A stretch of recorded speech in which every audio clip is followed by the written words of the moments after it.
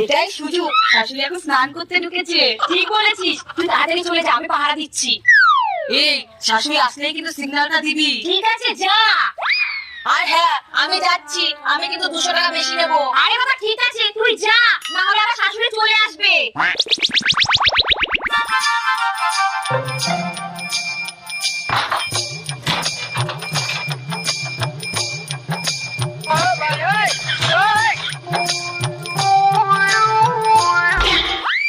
এই টাকা টাকা টাকা আর নিস না, মা মারবে।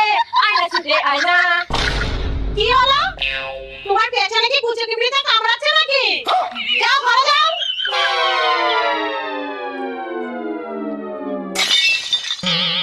তুমি এখানে কি করছো? দেখতে পাচ্ছ না ঘর মুছছি।